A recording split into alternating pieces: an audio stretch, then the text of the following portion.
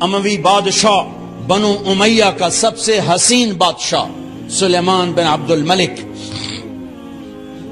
سب سے حسین، 42 سال کی عمر، جوانی، اس کی میت کو قبر کے قریب کیا گیا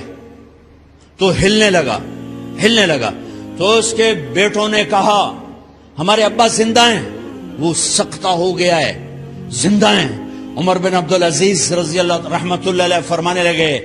ارے بھتیجو زندہ نہیں ہے، قبر کا عذاب جلدی شروع ہو گیا ہے، بل عجل اللہ بالعقوبہ، چھپاؤ، جلدی چھپاؤ۔ عمر بن عبدالعزیز جس تخت پر بیٹھے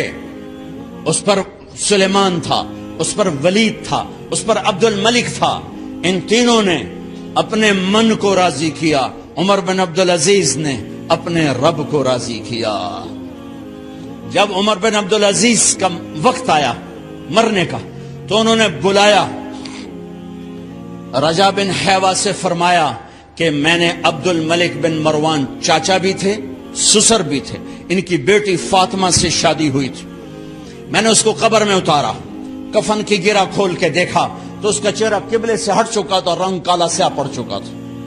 عبد الملک بن مروان گورا چٹا تھا، یہ جگہ سرخ تھی، کالا۔ پھر میں نے ولید کو قبر میں اتارا، اس کا بیٹا، 10 سال حکومت کی، اس نے 21 سال حکومت کی، اس نے 10 سال کی، ولید بن عبد الملک۔ میں نے اس کے کفن کی گرہ کو کھول کے دیکھا تو اس کا رنگ سیاہ ہو چکا تھا اور قبلہ کی طرف سے چہرہ پھر چکا تھا۔ پھر اس سلیمان کا واقعہ تو ابھی سنایا، پھر اس سلیمان کو قبر میں اتارا اور اس کے کفن کی گرہ کو کھول کے دیکھا تو اس کا چہرہ قبلے سے ہٹ چکا تھا۔ اب میں جا رہا ہوں، مجھے دیکھنا۔ پہلے تینوں نے حکومت کی پوجا کی اور عمر بن عبدالعزیز نے اپنے اللہ کی پوجا کی۔ انہوں نے ایک بڑا عجیب خطبہ دیا جب خلیفہ بنے، اے لوگو، بچپن میں شعر و شاعری کا شوق تھا تو میں شاعر بنا، تھوڑا سا اٹھان ہوئی تو علم کا شوق لگا، میں نے علم حاصل کیا، جوان ہوا تو فاطمہ بنت عبد الملک سے عشق ہوا، میں نے اس سے شادی کی، اب اللہ نے مجھے حکومت دے دی ہے، اب تم دیکھو کہ میں اس سے اپنے اللہ کو راضی کروں گا۔ ہمارے حکمران تو ووٹ سے آتے ہیں